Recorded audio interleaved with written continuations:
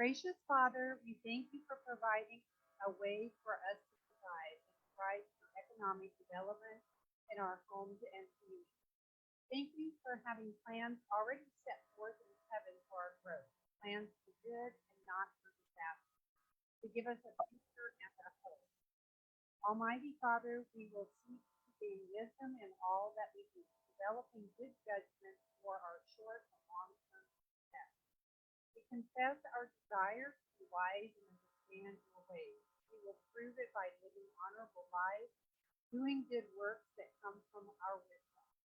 We declare that we have not been given a spirit of fear or timidity, but of power, love, and self-discipline. We will strive to ensure that there is a mighty flood of justice and an endless river of righteous living for us to demonstrate economic development.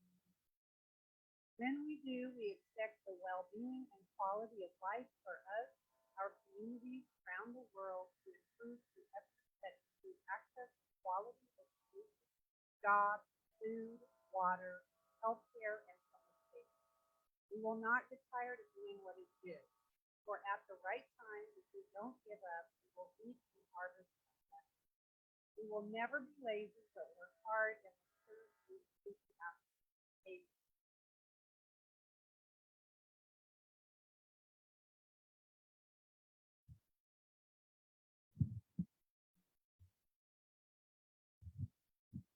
Thanks, Rosalie.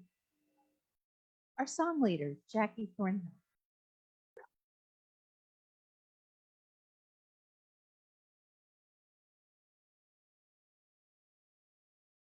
My favorite, of course, the national anthem. Oh,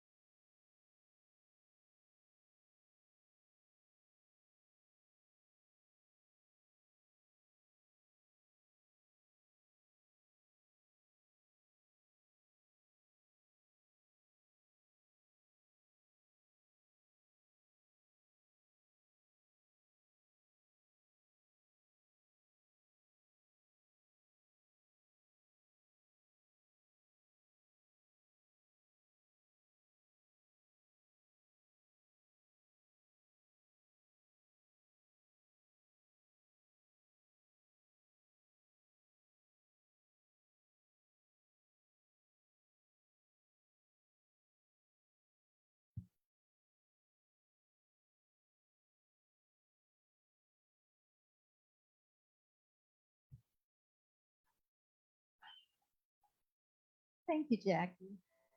Please join me in the pledge.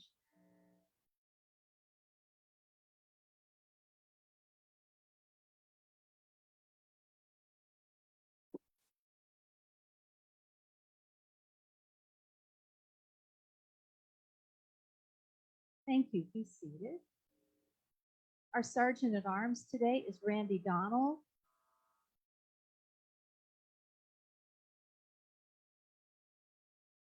Is Randy here?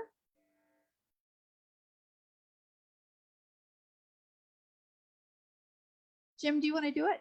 Thank you. Tell Randy he's got a nice big fine. Thanks. Okay. All right. I know we have at least 2 international visitors today. 2 international visitors. Yes, we do.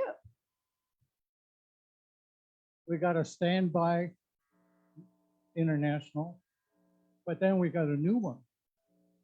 And Murray, you're going to introduce this colleague? Sure. No, I'm happy to introduce one of my best friends, Ernie Yaskowicz. He drove down, him and his wife, and are staying with us. And we're having a great time. Eh? Nice. Thanks, Murray.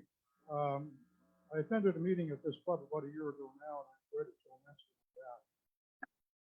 But like congratulate you folks on your 100th anniversary. Quite an achievement. Such a good. Excellent. Thanks for being here. Bob, we have another international guest from Singapore. Mei Wen, where are you? Who's our guest from Oh. Singapore? Melanie? She's with Melanie.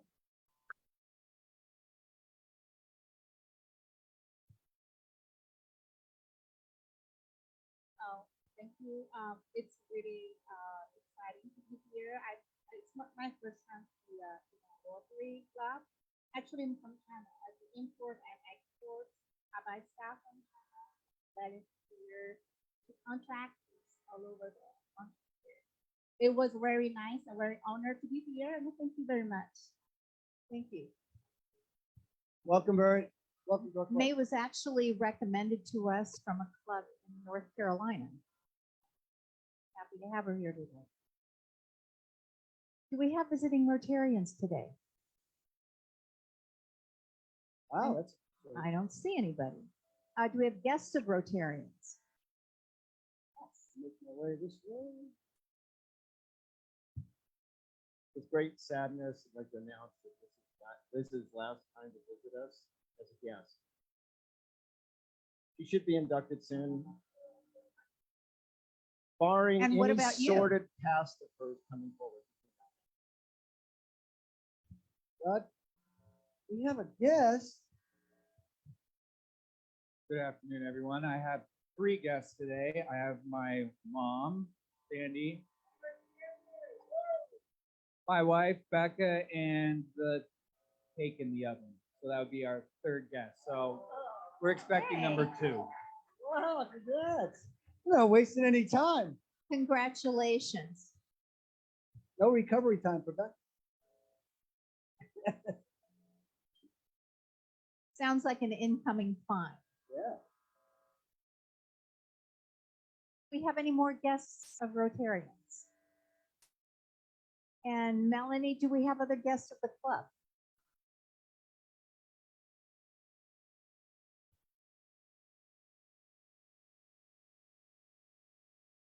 May is also a guest of the club. She's checking us out today. We also have Brian Morris, who's a guest based in Puerto Rico. Hopefully we can get him in pretty soon. And actually, Rodney, you're still a guest of the club, and you might be inducted next week. We Bam. keep trying.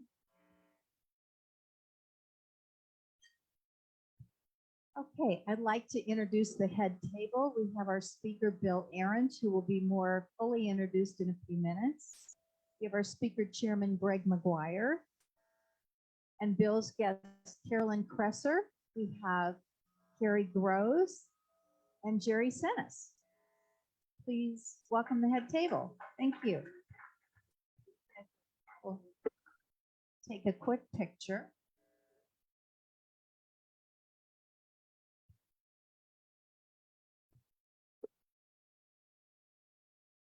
Thanks, Jim.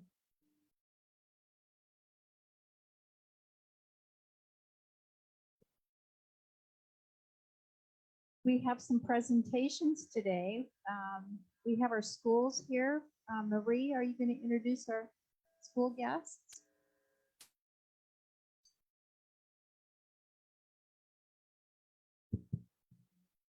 Thank you, President Katie. I'd like to introduce you to Shannon Brown, who really does not need an introduction. And I know she's going to tell us some great things about that. Hello, my lovely Rotarians. How are you guys this day? Good to see everybody. I know. I'm clearly a semi-member. Okay, you guys. So we had our last breakfast with books on Tuesday. It was phenomenally well attended. We had 220 families and students that came. We were right at our fire capacity code, so gave me a little heart palpitation, but we made sure to bring everybody in. As you guys know, the amazing Miss Marie Walsh, this was her last breakfast with books at our school. So we wanted to make sure to treat her the way that she has treated us for all of these years bringing Rotary to Beckley Elementary School. So on that same day, we also donated, or we also had Rotary donate, and we did a tree dedication in her name and in her honor. As I'm being passed the lovely plaque that we just received that will be going in honor of the tree. It is a drought resistant tree. It is a tree that can handle the deep, deep heat that we have. So right now it's dormant as it should be, but it will have beautiful leaves that will help shade our outdoor classroom where our kiddos can be learning and reading outside and enjoying the beautiful weather that we have coming up soon. So those are all of the amazing things that are going on at Beckley. We did a lovely send off to our amazing Marie Walsh to show her how much all of the kids did appreciate everything that she has brought to Beckley Elementary School. So we're looking forward to continuing our work, and we are going to be missing Miss Marie every single time we have a breakfast with books. So again, thank you all so much for everything you do and all of the programs that you bring to Beckley. It is an honor to be the principal of that school and have all of these amazing opportunities that really truly do help all of our students. Thank you all so much. Love you. Mwah. Thanks, Thank you. Shannon. We have, Gwen would like to say a word, I think. My honor to introduce Katie Pellegrino, Susan Onyx, who are the steering staff that I will associate with. And I just want to say that last week I was there for reading, and like many of you volunteers, they had high school students read, as well as they have been adopted by Boulder Station employees. That public-private partnership. But Katie, I know you and Lisa. Lisa's our gardening person. All right, so yes, I'm Katie Pellegrino, principal of Deering Elementary School. It has been amazing when someone said the Rotary Club wants to adopt you, and we met Gwen. It was just, we're thrilled to be able to be partnered with you guys. And we've had, like Gwen said, they came over for reading week. We've had trees planted. We've had books donated. It's amazing, but I'm going to cut me short because I want Miss Golinex, who is our garden teacher, to talk for a second because she received a grant from the Rotary Club to impact our garden and our technology team to try to get us more into that STEAM world. So we have that science, the technology, and all that stuff. So I just wanted to say a quick thing about that grant that we're so thankful to have received. Well, thank you for having me today. It's an honor to be here. I just want to let you all know your tree is doing well and the kids are taking care of it. It's going to stay that way. Some of the exciting things we do at our school is, and no other school in Clark County has a garden specials program, and the kids come in, they learn hydroponics, and they also learn to run their own farmers market business, and they're also learning financial literacy and farming techniques. And we've actually done hands-on things like changing the soil pH and things like that. And I couldn't do it without you, and we really couldn't do it without the kids either. So believe you me, you're making a huge difference. Just to let you know some of the accomplishments we've made this year, we've harvested over 100 bags of lettuce and herbs hydroponically that went to families. The kids have earned over $600 and still going on their farmers market business. And it's just really exciting to see all the writing that's going on. They're all journaling. They're all really getting in there and learning. And in our tech department, what's really exciting with this money, we are going to have robots thanks to you. So we're going to have robotics. And I just want to say these are garden specials and tech specials are the most popular, but we couldn't do it without you. So thank you, thank you, thank you. Yeah. We have one more. We have one more? Hollingsworth. No, that's it. Hollingsworth isn't here today. I don't believe so. Okay. All right. Mike Kudamat, we have some Paul Harris Right behind. Fellows to give out.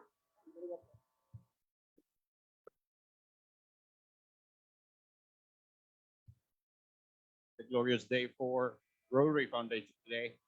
We got 5 fellow Rotarians who's going to receive Paul Harris Fellow today. May we call on Brian Riley, Nancy Anderson, Bert Rainier, Susan Siogro, and Brock, who's going to be receiving for his son, Tom.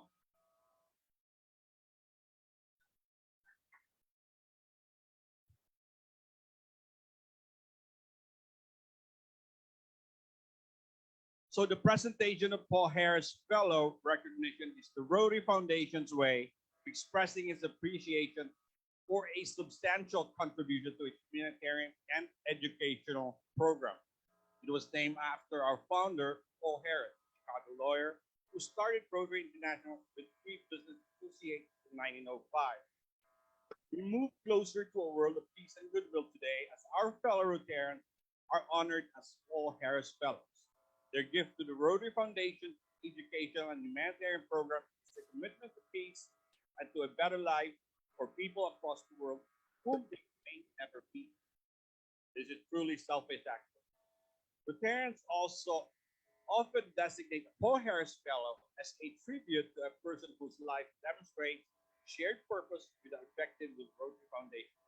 Today, we have the honor and pleasure of recognizing Tom Frazier, who becomes a Paul Harris Fellow. He was designated to receive this recognition, special expression of appreciation from Brock Frazier. Then we have Brian, Nancy, Bert Rainier. Bert Rainier. Bert? Okay. Susan and Bert and Tom. It is because of this gift like yours that the Rotary Foundation is able to carry out an array of programs that achieve beneficial changes to the world, improve living conditions, increase food production, better education, wider availability of treatment and rehabilitation for the sick and disabled, new channels for the flow of international understanding and brighter hopes for peace. Here is a small listing of those that you have known that has been and have been Paul Harris Fellows, including Mother Teresa, Nelson Mandela, Kofi Annan, Prince Charles, Leo Gandhi, Luciano Pavarotti, and Pope John Paul II. In becoming a Paul Harris Fellow, they join a remarkable company of persons throughout the world, all recognized for their devotion to the ideal of goodwill, peace, and understanding. It is the goal of Rotarians the world over, and the one that we clearly share.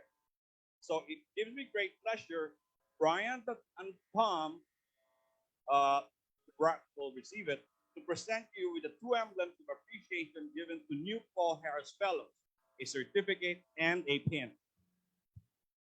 Brian, this is your certificate and your pin.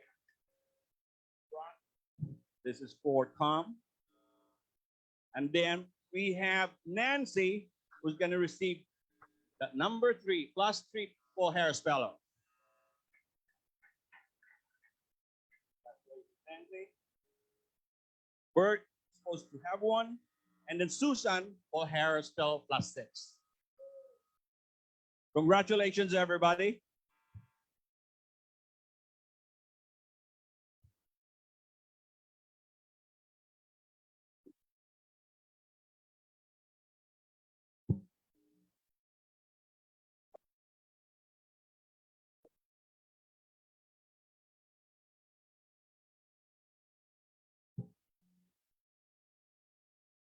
Thank you. Mike gets a fine today because Prince Charles got a raise since he wrote that. So thank you for your contribution.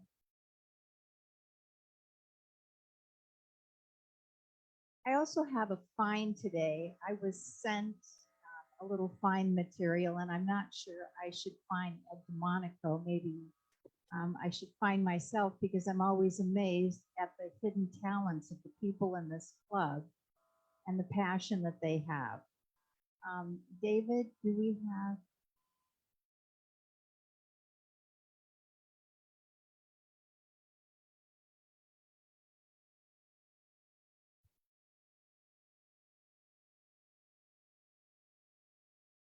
We have a budding star in our midst.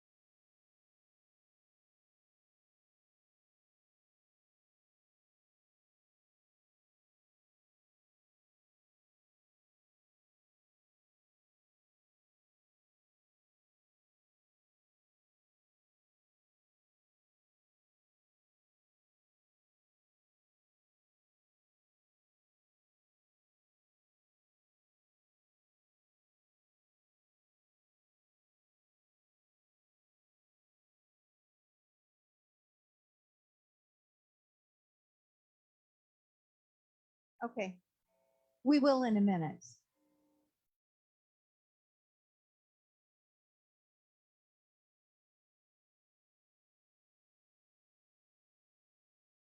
Stu, can I have you talk about Reading Week? Got you right here, Stu. Is that who you're asking? Yes, but he's trying to fix that. All right. Come back to Stu. How about Jerry Sennis with the highway cleanup? Do that. Jerry here? Right there, okay. All right, this Saturday, highway cleanup, the weather is cooperating beautifully. Right? Okay, and all right, so this Saturday, clean up again.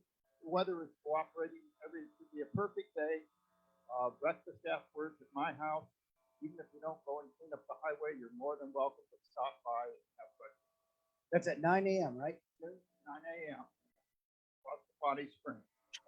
We're good on our presentation now. Thanks, Jerry. 9 Okay. o'clock at Bonnie Springs. Yeah, this is the fine for Ed. Okay.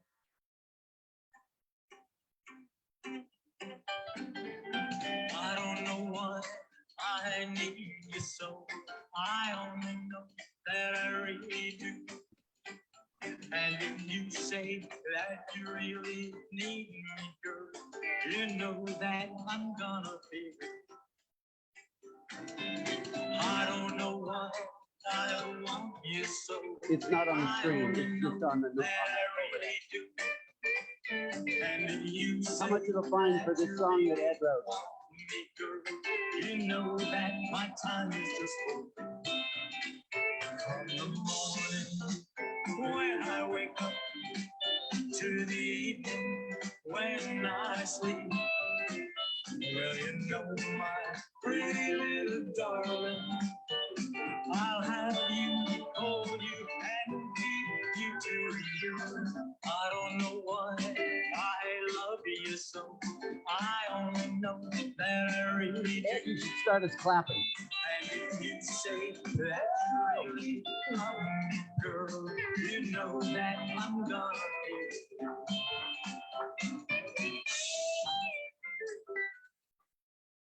There you go. That's a song that Ed wrote and performed and is going to be recording. So we have a budding star in our midst. So congratulations, Ed. And thank you for sharing. Okay, Stu, now can you talk about Reading Week? Can you talk about Reading Week for us, Stu?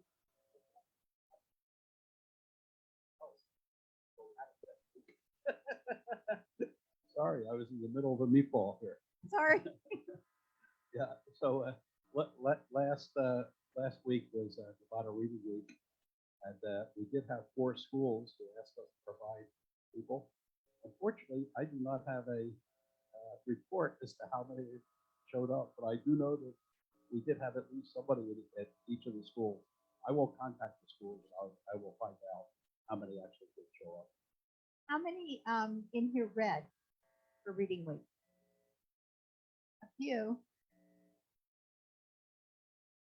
Thank you, everyone. I'm sure that they. Thanks, Stu. David Jones, 25 Club report or the recap on the meeting that you had last Thursday. I love that was it. amazing.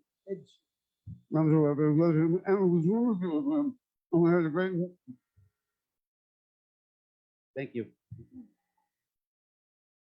That was a great report. I got it. So 25 Club had our social educational last Thursday night. Special thanks to Bill Steeren, who did our historical part, which was great. And also for Tom Grobe, who made a very boring topic very interesting for all those that were there. Yeah, good. In addition, want to say a special thanks to Sarah Thornton for giving us a home, and the kids were cleaning and doing all kinds of stuff. But it was a great evening, and especially I want to say thank you to all 43 of you who attended that evening. It was an absolutely spectacular event. Appreciate all of you taking your time out of your busy schedule to come and hear from Bill as well as from Tom. This next time is coming up in a month. John Wheeler is going to be at his house. We're going to have a hole-in-one putting contest for the event for that evening. And he wanted to specify it is Hawaiian style. It is not a luau. So if anybody shows up wearing a Hawaiian style shirt, you'll get extra points, but that's it. So it's a potluck, but Hawaiian style. He's going to have pulled pork for the next one in a month. So thanks. And who's hosting it? John Wheeler. John Williams. Thank you. John Williams. Thank you. Marie Walsh, Family Literacy Breakfast. Well, you heard how many people we had there already, but I want you to know that it's because of the teachers and the staff and the administrator at Beckman that made it what it was. We went from a very small amount of people to 220 people.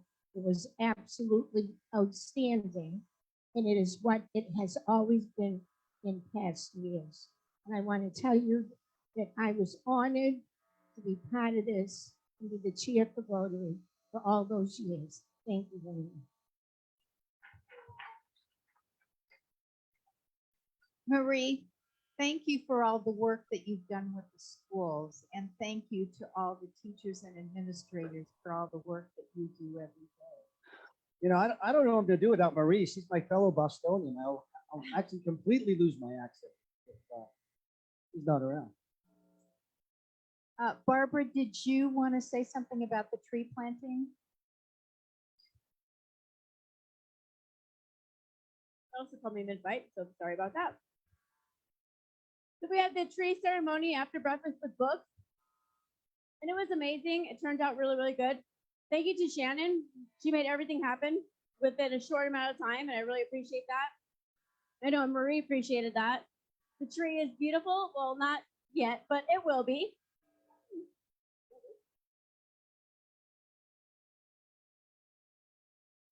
We have this amazing plaque for Marie. It's going to be in front of the tree this week, dedicated to her and all her hard work in Rotary. We're going to miss you. We love you. And it turned out really, really good. And thank you for all who was there that day. It was wonderful. And we love you, Marie.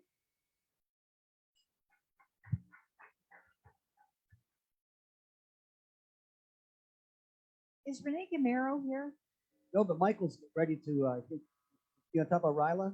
Yes. Yeah, so I've got Michael geared up. Great. In 2 weeks, we're all heading up to Big Bear area for the weekend for juniors. If you know anybody, we don't have anybody yet signed up with immediate Rotary family. You need your children, your grandkids want to go. We get first crack. So it's an incredible weekend. We only have 3 adults participating. Remember, the adults want to come up for the weekend. Hopefully it'll snow, who knows, doesn't matter. It's a beautiful way to get away for the weekend. It's not hard work, it's a lot of fun. 2 weeks. Thanks, Michael. Janice Lanky, the Centennial Celebration. Hello, everyone. So of course, we're talking about the centennial. We are 23 days away from our celebration. The committee has been working around the clock. So I thank you, and we all thank you for all your dedication and hard work. At the event, there's going to be a lot of Instagrammable moments, photo opportunities that are very unique. And we're so excited that Jack Sheehan is going to be our speaker that evening. Everyone knows he's been to our club, I think, many times. He is a best-selling author. He's in the middle of working a deal with Netflix for a series of events. But when I showed up at his house, like in tears going, "We need you." He did rearrange his schedule. So we're so excited because he's just going to be so instrumental that evening. And also leading up to our centennial, I know many of you realize that we continue to share opportunities of engagement throughout the months leading up to this event. Our 2023 virtual auction site will be open on Thursday, March 16th at noon. and it will run through the evening of the event. We wanted to be sure to showcase a lot of historical memorabilia leading up to the celebration. So we're excited about that. There'll be jewelry, travel, sports memorabilia. We knew we had to include that. And soon we will have some housekeeping notes that for the Centennial parking, everything. So we'll launch that to everyone. And we do have a Centennial meeting today. Oh my God, there's only one more after this, isn't there? Oh my God. So it will be in the vintage room. So immediately following. So if we can get in there as soon as possible, that would be great. Thank you. Janet? Will you share with us about the cigar social? I will. I don't know if anybody has been living under a rock, but it's been kind of cold the last few weeks. But this weekend it's going to be in the 70s, and we're hoping for some really nice weather next Thursday at Tom Crope's house. Excuse me, next Friday at Tom Crope's house, March 17th, St. Patrick's Day. We're going to have green beer. It's a potluck. Family of Rotary's bringing a bunch of food though as well. Bring yourselves. It's $10 for the foundation, which we raise a lot of money just for a little bit at a time. We've had a lot of great gifts given to us. I want to thank Don Holland for a lighter and a cutter he just gave me. Karen Wisenhunt. There's been a lot of folks that have donated gifts.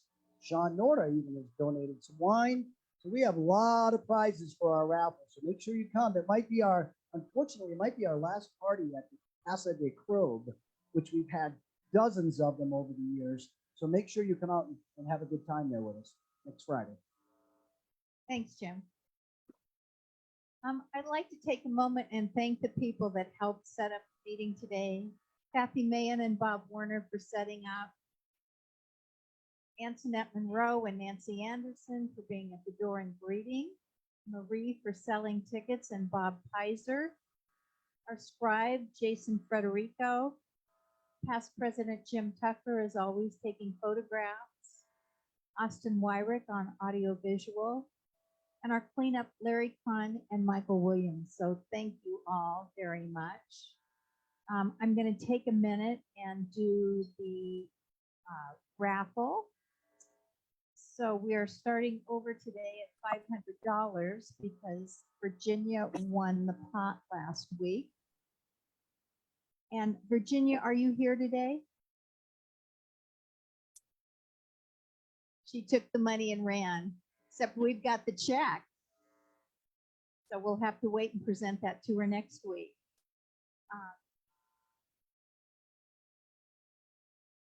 The ticket for the pot to draw today is 1594406.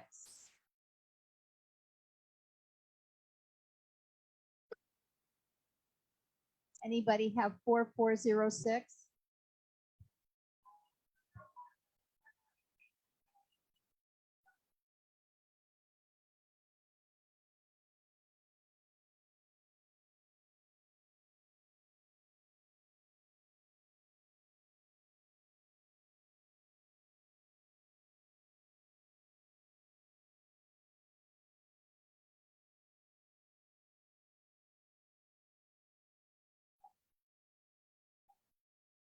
No, we want one with a joker in it.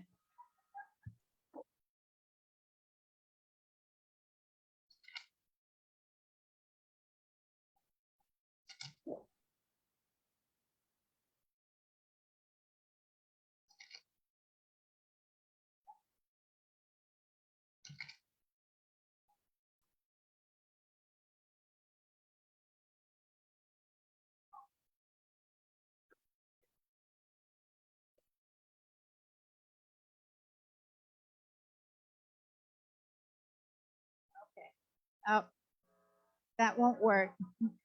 Tear it up. But you do get the $10. There you go. You got your money back. Thank you. Okay. And the ticket for $50 in Lowry bucks is 1594361.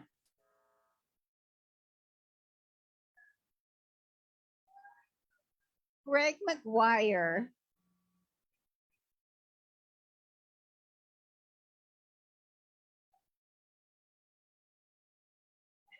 There you go. Okay. All right. And the ticket.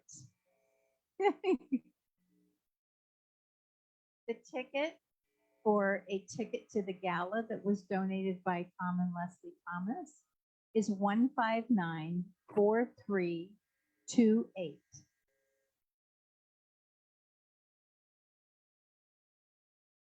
Anybody?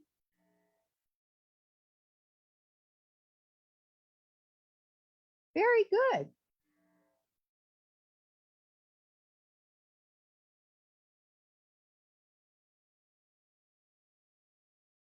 One 1594328.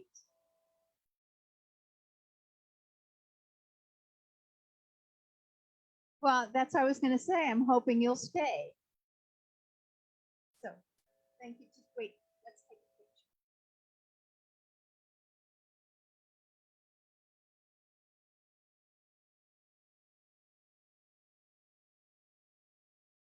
Okay, I'm going to ask Greg McGuire to come back up here and introduce our speaker today.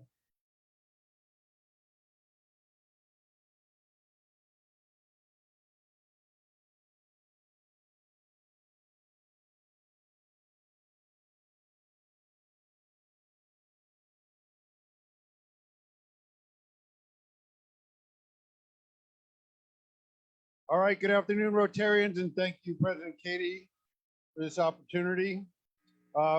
We have the honor of having Bill Rent he's the new Chief Business Development Officer for LBGA, the Las Vegas Global Economic Alliance. Know what they do? They basically bring business to Las Vegas, and they're really, really good at it. So Bill comes, I was at the city for 20 years. 25 years, 25 years. City of Las Vegas Economic Development. So at the city now with LBGEA, he's done some awesome work for the city, bringing the development of the downtown. And one thing I noted, he did all the parking infrastructure downtown. So if you got a ticket downtown recently, you can probably thank Bill. He deals in big money. He successfully redeployed about $128 million in new federal new market tax credits. He's working with the Build Back Better plan. When you're spending that kind of money, you're bringing that kind of money in. You're able to think at a big picture level and make big positive differences for the community. A Bachelor of Arts in Economics from the University of Pennsylvania. And he got his master's in public administration from UNLV. It's amazing that in only 4 months, Bill being on LBGEA, we now have the F1 and the 2024 Super Bowl coming. So I don't know how you did it, Bill, but that's awesome. And kind of a spoiler alert here. I got to look at Bill's slides. He's going to talk about lithium-ion manufacturing, and some of you may have known I had a lithium-ion battery energy storage startup. We were acquired in 2019, but one of the sayings we had in the battery business was the first battery deal is the best battery deal. So if you can be successful in the battery business, that's good on you. So I know Bill's going to do a lot better for Las Vegas than we did selling our company. And with that, Bill, welcome.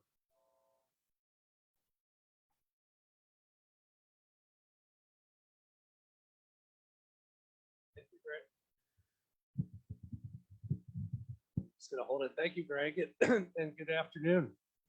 It's a pleasure to speak to you today, a little bit more about LBGEA and what we do. And congratulations on your upcoming 100-year anniversary. What an accomplishment. So congratulations to all of you. I wanted to open up with a little bit more about, not me, but a little bit more about our organization, talking about the history of LBGEA. Does anyone in the room know how long LBGEA has been around? And Carolyn, you cannot answer.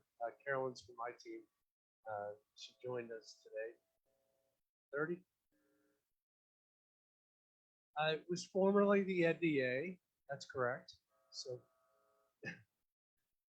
any guesses on year the year of the foundation of the organization, including the predecessor organizations. I heard it 56. Where did I hear that from? Give that man a prize. We actually started in 1956 as the Southern Nevada Industrial Foundation. So we're not certainly as old as your club, but we've been around a long time, and we've gone through a couple of rebrandings. We were the Nevada Development Authority, and then in 2012 we rebranded as the Las Vegas Global Economic Alliance, and now we have a new leadership team. I'm really privileged to work with a really talented leadership team. They recognize these faces. Tina Quigley is on the left. She was our president and CEO and joined us last year, as well as Amber Stidham. Amber Stidham from the Henderson Chamber of Commerce, and Tina Quigley from the Regional Transportation Commission of Southern Nevada, who've been their general manager for several years. So we have a really talented but a very new leadership team at the LVGEA. And really our mission is really to grow the Las Vegas economy. Our mission is to strengthen the greater Vegas economy through intentional business attraction, expansion, and connectivity. So in a word, we're trying to grow the economic base of Las Vegas. We're trying to help existing businesses expand and attract new business and industry to Las Vegas. We do that through a number of services. We provide services directly to our business clients.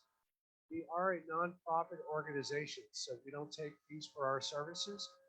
We do have donations from private companies to support us and help keep us going. We have funding from the state of Nevada and a little bit of funding from local government as well. About half of our funding comes from the public sector and the remaining half from the private sector. But we're really focused on trying to grow the business base for Las Vegas. Some of the services we offer is we do operational cost comparisons. So if a company is looking at, say, Metro Vegas and Metro Phoenix, I'm gonna grab my water.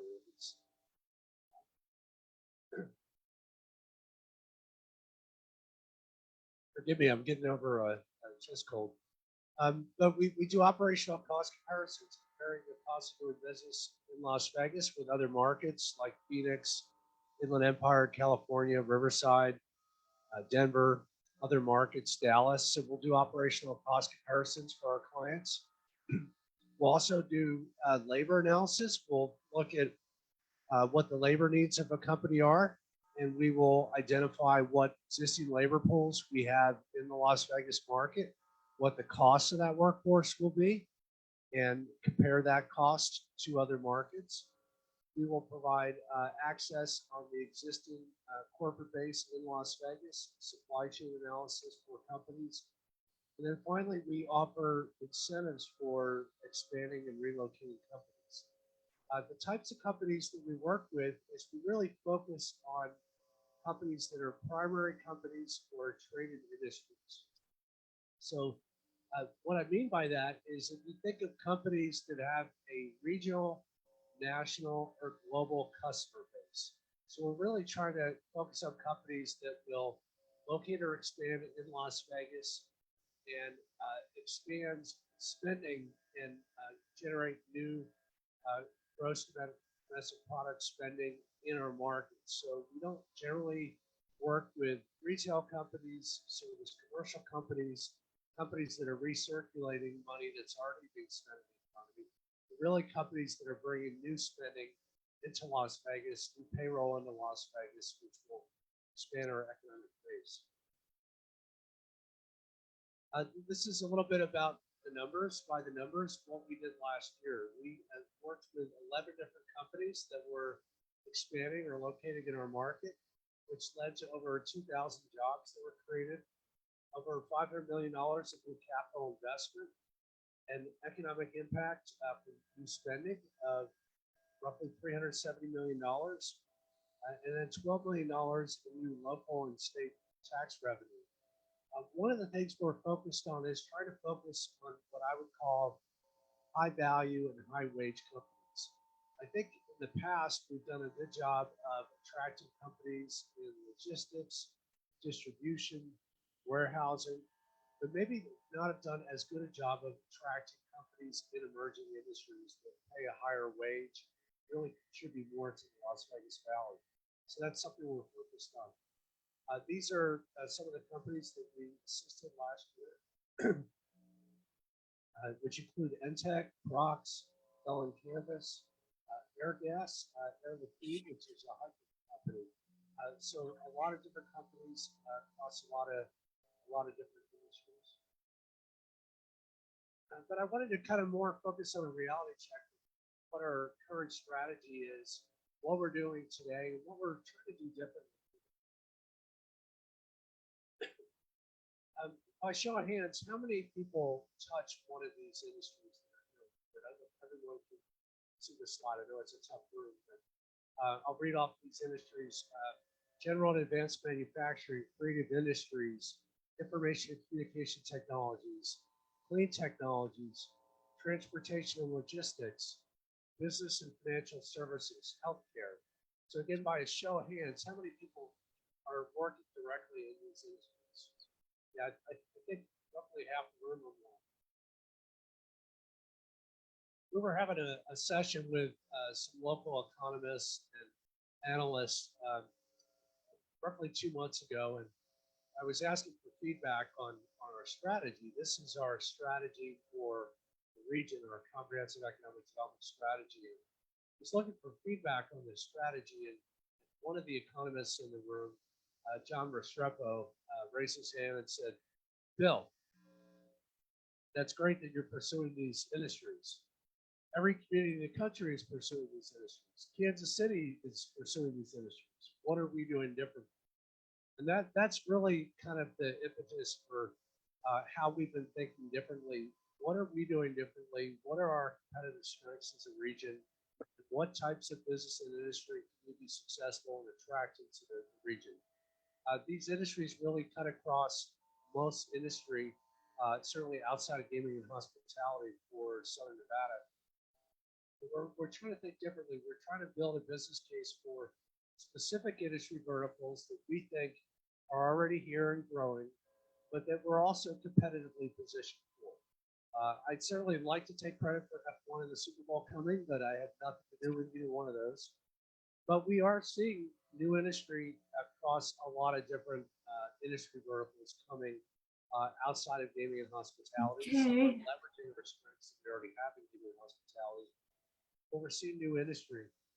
We also need to do a better job of competing with our peers. We spent some time visiting the Greater Phoenix Economic Council and to learn what they're doing right, what they're doing differently than we are.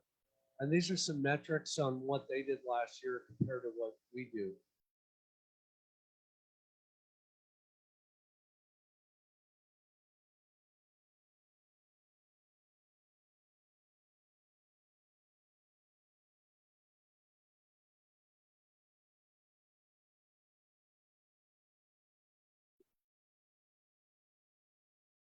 And so as, thank you.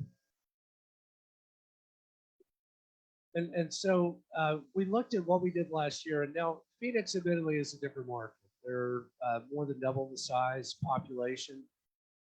Their economic development team is much larger than ours, roughly double the size or a little bit larger. But they helped 55 companies last year. We helped 11. And so we are seeing some success on the average wage that we're reaching. We're working with a lot of different prospects. We're working with over 80 prospects. And by prospects, I mean a company that is looking at the Las Vegas market, that has a specific project to open in Las Vegas. And when I say Las Vegas, really the whole MSA, all of Clark County. So it includes the metro area, Boulder City, Mesquite, Laughlin. And so we're seeing a lot of activity, but we're not seeing as much success in actually landing the companies. And so we're looking at our peer organizations as kind of a metric of how we can do better. And we're committed for the upcoming year to have at least 25 companies that we assist, which we think put us on a better, more on par per capita with our peer agency at Phoenix.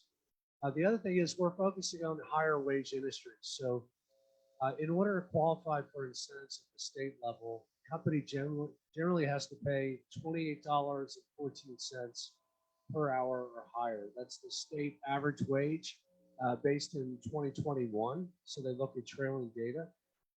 And so you see, that's an annual wage of roughly $58,500. We're trying to focus on companies that would pay at least 125% of the county average wage or higher, which would put us at $34 an hour, or roughly $70,700 for a wage. We think that's a better strategy moving forward to try to go after companies that are paying more, that will sustain our economy more, and really it's a more value add to some of the things that we're doing in more.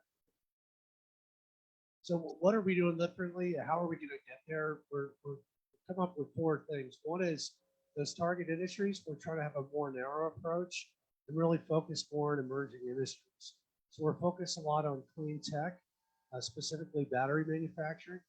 There's over $400 billion being invested at the federal level in chips and battery manufacturing and clean tech through a lot of different funding mechanisms. So there's a lot of money already being invested nationally to grow that market, and we want to get our fair share. We're investing in trying to attract information and communication technologies firms, but specifically fintech. We're seeing a lot of interest in payment companies, cybersecurity, and blockchain. Those companies already are standing up here. Companies like Every and Sightline Payments, among others. And we want to attract more of those companies to Las Vegas. Healthcare services, as much as 30% of spending for healthcare in Las Vegas actually leaves our market and goes to other markets. So how do we keep that spending in market? We think we can do that through attracting more life sciences firms, R&D, as well as pharmaceutical. Corporate headquarters, a lot of companies are leaving California, as you know. How can we get our fair share of those companies that are relocating out of California? And then finally, the creative industries in sports and entertainment, but also production and digital media. View Studios is a company we help support moving to Las Vegas. That's an example of the type of companies that we're trying to attract in that space. We want to leverage our partners. We've been doing a lot of work the last few years, before I got here at LVGA, and Tina and Amber are doing a lot of hard work, but not really engaging the local community enough to try to see how we can support existing business expand, bring new business to Las Vegas. There's an incredible amount of business knowledge in this room. I'd love your support as we work to try to identify new business. How can we bring business into the region? So certainly improve communication with the entire community and what we're doing to attract business. Engage the real estate community locally, commercial alliance members such as NAOP, CCIM, SIOR, and other trade industry organizations. Our own board, we have 54 board members at LVGEA and have a wealth of knowledge across a variety of industry, from banking to real estate and construction, to gaming equipment manufacturers, a lot of law, insurance. How do we leverage our board?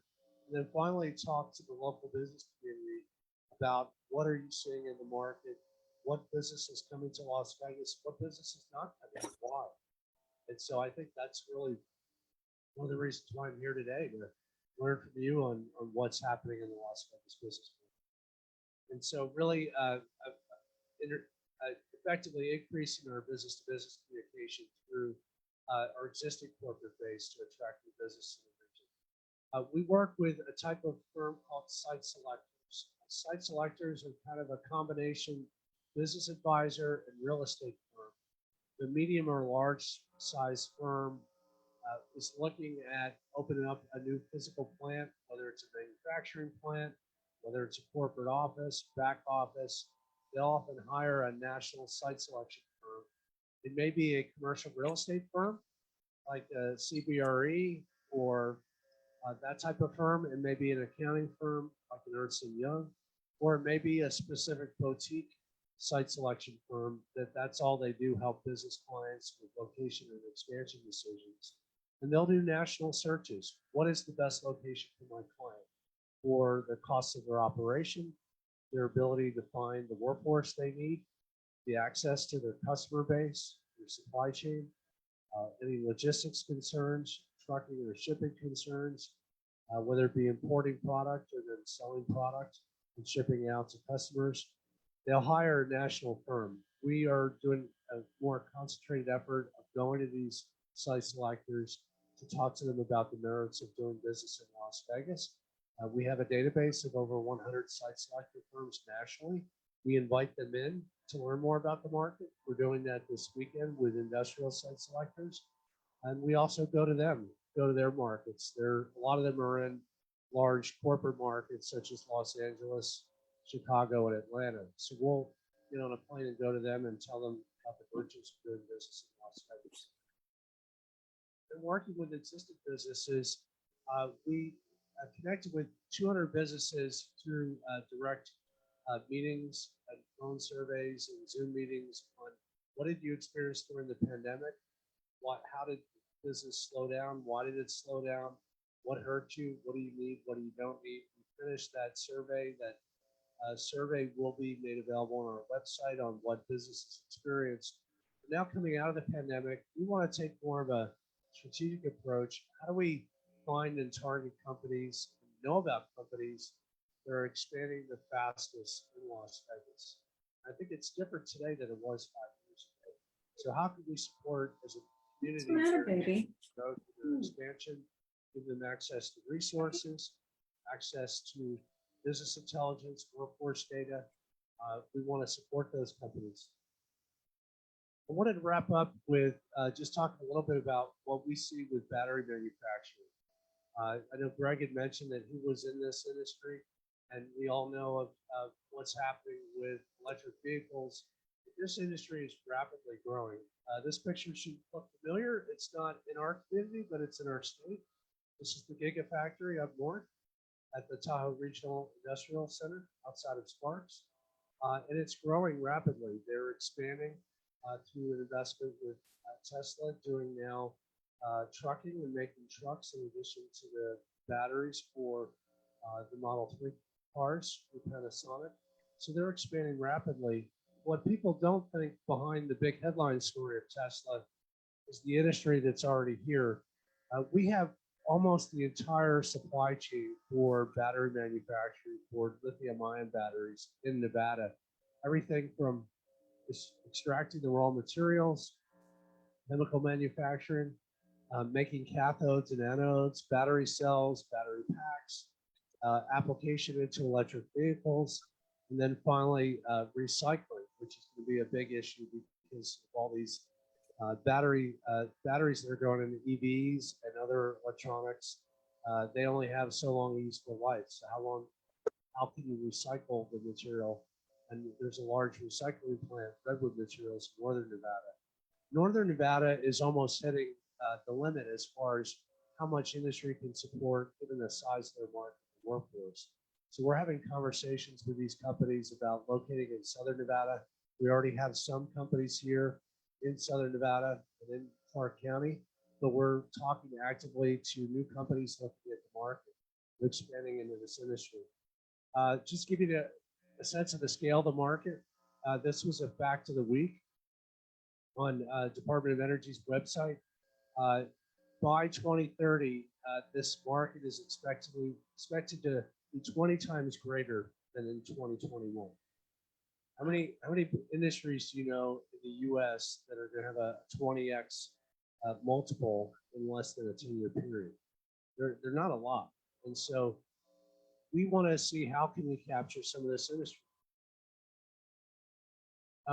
So it's on the rise. You see here, Redwood Materials is a plant in northern Nevada. These are the gigafactories that have been announced nationwide. One of the things that you see, and maybe a trend in this map, is a lot of folks are referring what's called the battery belt happening in the southeast U.S. A lot of the manufacturing for semiconductor chips and battery manufacturing is going into the southeast. One of the reasons is they need to be close to the end user buyer, which are the automotive plants, the OEM auto manufacturers. A lot of the auto manufacturing in the last 10 years has migrated from the upper Midwest into the southeastern US because of labor, because of available infrastructure, because of available power to infrastructure. These sites are very power hungry. But you see here a number of facilities in Texas and Arizona. We're starting to see investment in the West as well. And how can we capture our fair share of this industry? Here you see the planned facilities by kind of a heat map. The darker the color, the more investment for battery manufacturing. And you see here Nevada is on the map. We're not the largest anticipated to grow. You see here the largest being Michigan, Kentucky, and Georgia. But you see here Nevada represented very well on the map. So a lot of large investment plans coming online. You see here, battery manufacturing is expected to surge around the globe. You see here the planned growth from China in red, blue, the rest of the world, predominantly Europe, and then US. And then you see here the electric vehicle production.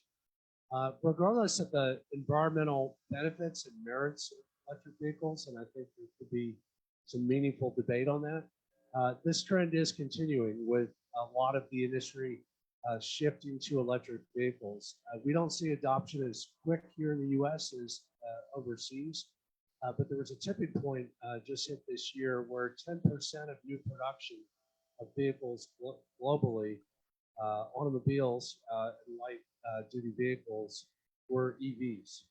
So it really, you're starting to see a tipping point with a lot of the investment. Of course, these plants take a long time for lead time to come online. So you see here the Tesla factory in Northern Nevada, some facilities in Arizona, and Southern California.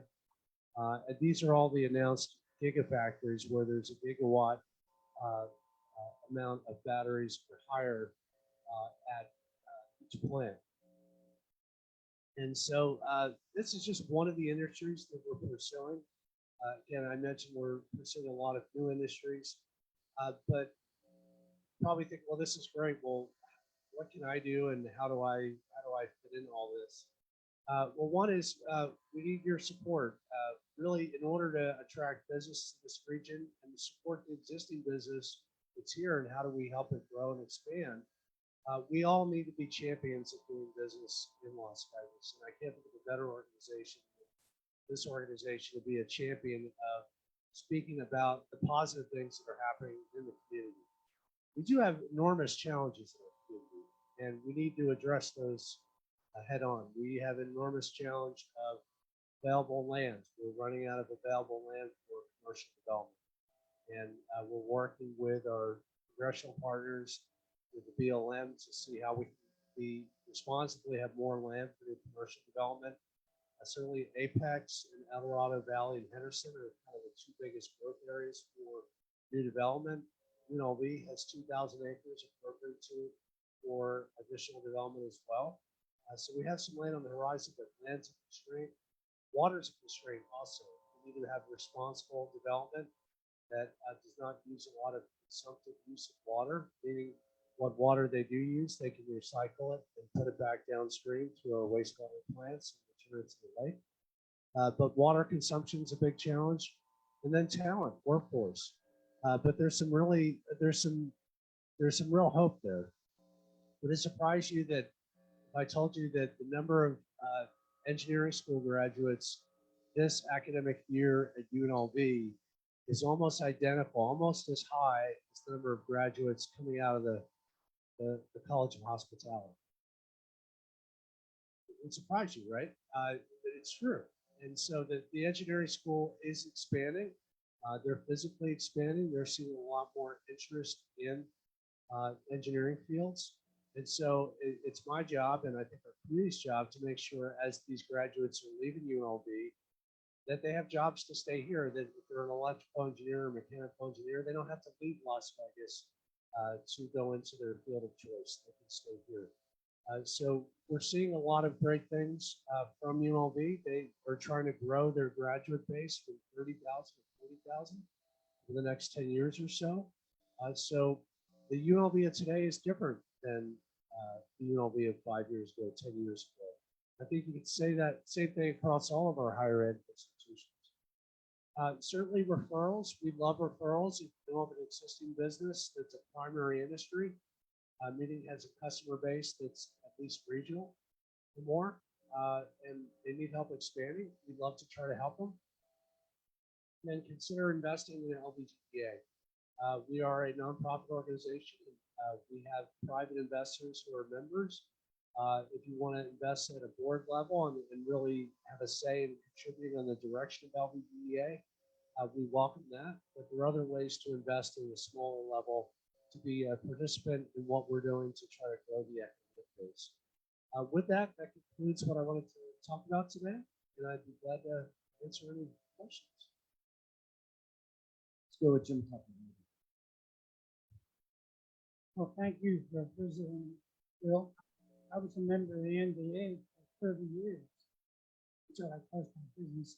But what kind of incentives do we offer compared to female, like to go out to Tesla? Yeah, thank you. Incentives, I think I'll tell you what we don't have, and this is kind of the biggest constraint is large pieces of land. So we do get requests from time to time for large users. We have one that came in through the State Economic Development Office that is looking for over 1 million square feet of space. We don't have a building today to house that. We have some long-term potential at Apex. And a lot of times when companies contact us, they want the building now or they want it in the next 6 months. And so building inventory and land is constrained. What we do have is we do have tax abatements at the state level. The same incentive that Tesla received, if that investment threshold is at that level or higher, there is still some potential to go through an incentive process similar to what Tesla received to get abatements for the company. Our standard abatements, we abate sales and use tax down to 2%. We abate personal property tax. We also abate the payroll tax. So long as for a manufacturing facility, the investment is $5 million or greater, and there's at least a payroll of 50 employees or greater. It's not manufacturing, that investment threshold drops down to $1 million. So we have some tax abatements. We also have an energy rate rider program that's still in the books, which offers a 10-year discount on power rates for high power users. So we haven't used that a lot. It's something that Tesla benefited from, and they had an allocation in Northern Nevada and Southern Nevada. The Northern Nevada allocation is actually all used up now. So that's actually an advantage we have today that Northern Nevada does not. Bill, thank you for having here today and for the work that you're doing. You mentioned fintech and creative and stuff, which seems great targets given that they're seeing the. But those companies, the startup companies involved in that, are not moving here. They're going to Texas and Tennessee. What are we missing that would make us more attractive to Texas? Yeah, it's a great question. I think part of it is critical mass. A lot of the younger companies, when they're looking at a market, one of the questions they ask, and it almost sounds too simple, but one of the questions they ask is, who else is here? Who else is in your market? And one of the reasons they ask that is, as they're recruiting talent, particularly at companies that require software engineers, they want to know who else is in the market, because if there's not a critical mass of software engineers, they'll have a hard time recruiting, because the software engineer will say, well, it's great. I want to go work at your company and you're growing and it sounds exciting, but you're only 3 years old or 5 years old. So if it doesn't work out, if I'm going to move myself and move my family there, where do I go if it doesn't work out? And so they want to know what other companies are doing. So I think part of it is just building a critical mass in some of these types of companies and industries. I think the other constraint is access to capital.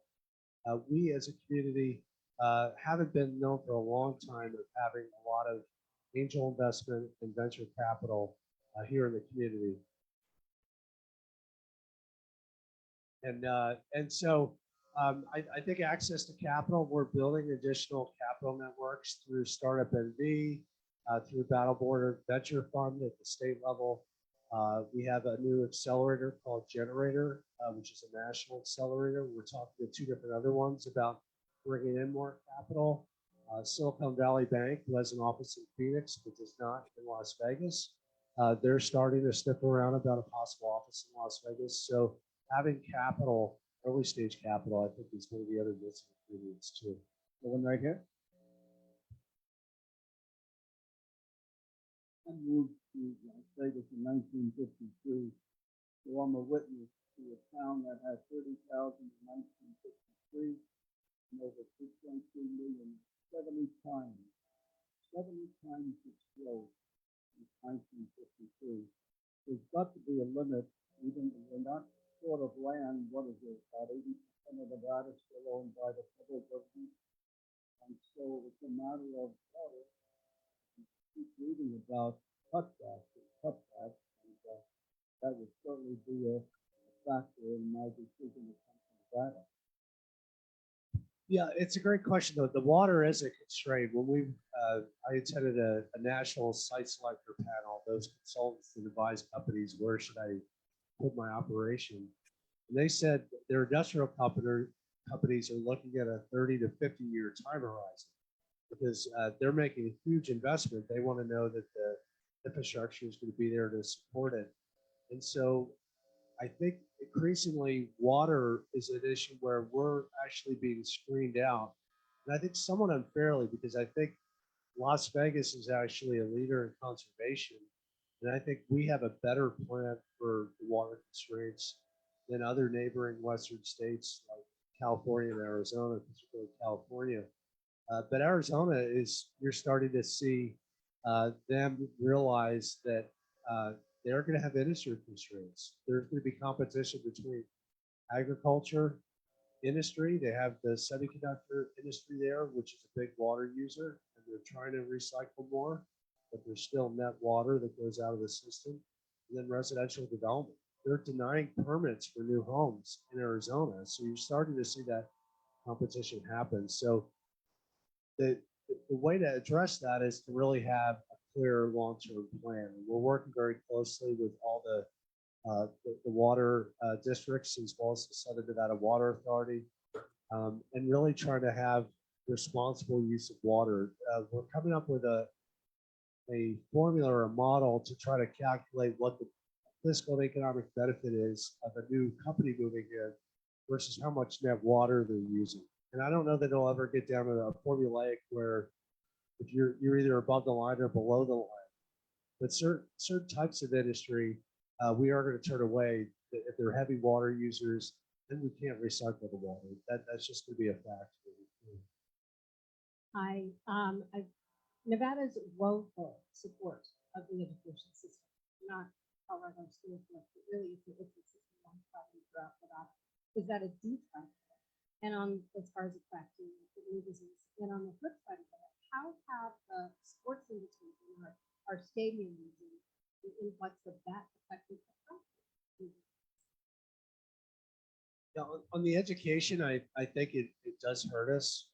I think the big thing with education is public education is challenging everywhere. Certainly, I won't try to defend how we do with public education. We rank near the bottom, as everyone knows. But really, promoting what we do have some wonderful guided programs. And I think where you're going to see a difference is career technical training. A lot of the technician jobs that may not require a traditional 4-year degree, engineering technicians, IT professionals, you can certainly get credentialed without having to go through a 4-year program. You're going to see more of that. As an example, CSN is investing in an advanced manufacturing training center out in Henderson.